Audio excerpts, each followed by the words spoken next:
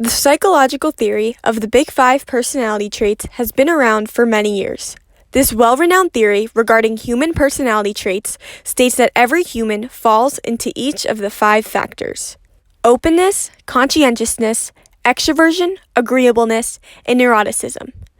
Every person can fall somewhere on these scales, the opposite of these factors being resistance, impulsiveness, introversion, antagonism, and emotional stability.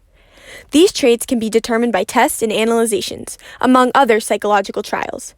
Even cartoon characters can be evaluated by this theory. In this video, I am going to be analyzing popular cartoon characters' Big Five personality traits. Phineas Flynn from the popular cartoon Phineas and Ferb exemplifies extreme openness.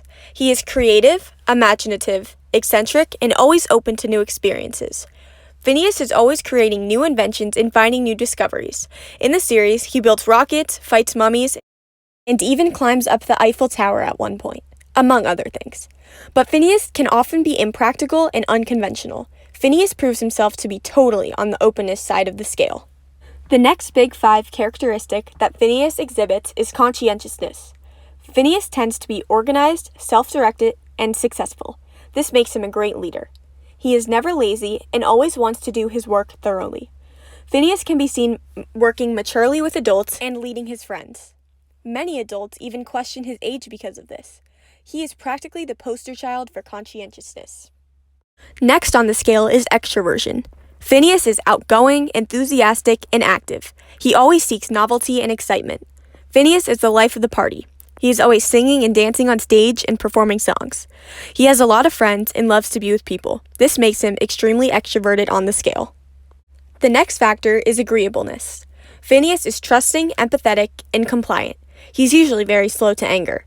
There's never been an episode where he's gotten angry. He is also cooperative and seems to work with others well. The last factor is neuroticism. Phineas isn't really neurotic. He seems to be more on the emotionally stable side. He never worries and is always positive. He is emotionally stable, but can often take unnecessary risks, which put him and his friends in danger. Yet, he stays calm throughout every obstacle he faces. The next character being analyzed is Theodore from Alvin and the Chipmunks. Theodore is known as a lovable and adorable brother of Alvin and Simon. He is often perceived as gullible, talkative, and childish. Theodore is more resistant rather than open. He is often shy, which is why he doesn't want to try new things. Because of his spunky eccentricity, Theodore doesn't fall completely on the resistant side, but he can often act shy and self-effacing, leading to lack of desire to try new things. Theodore seems to fall more on the conscientious side of the scale rather than impulsiveness.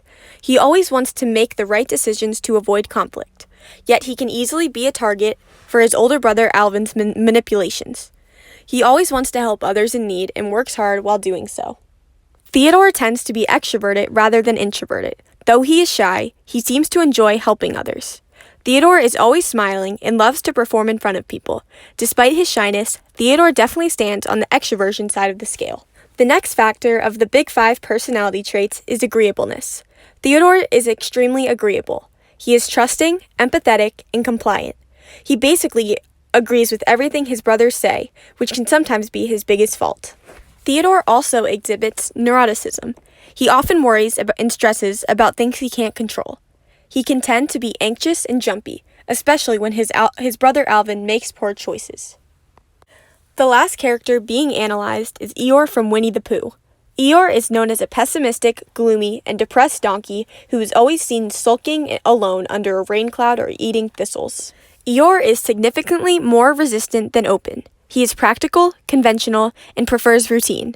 He seems to be depressed and sardonic, causing him to never be open to new experiences. He is down to earth and uncurious. Eeyore tends to stand more on the impulsive side rather than conscientious. This is because he is lethargic and lazy.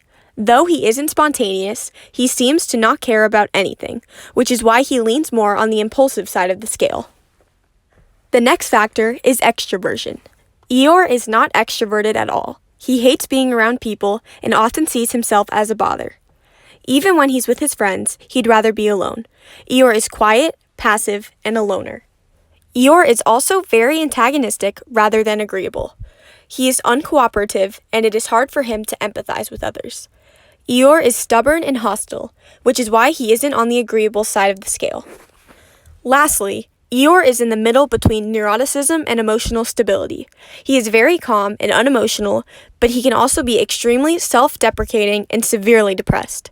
Eeyore isn't neurotic because he doesn't have any energy, but he isn't emotionally stable because he has many negative thoughts. Overall, like people, these characters exhibit different characteristics of the Big Five theory.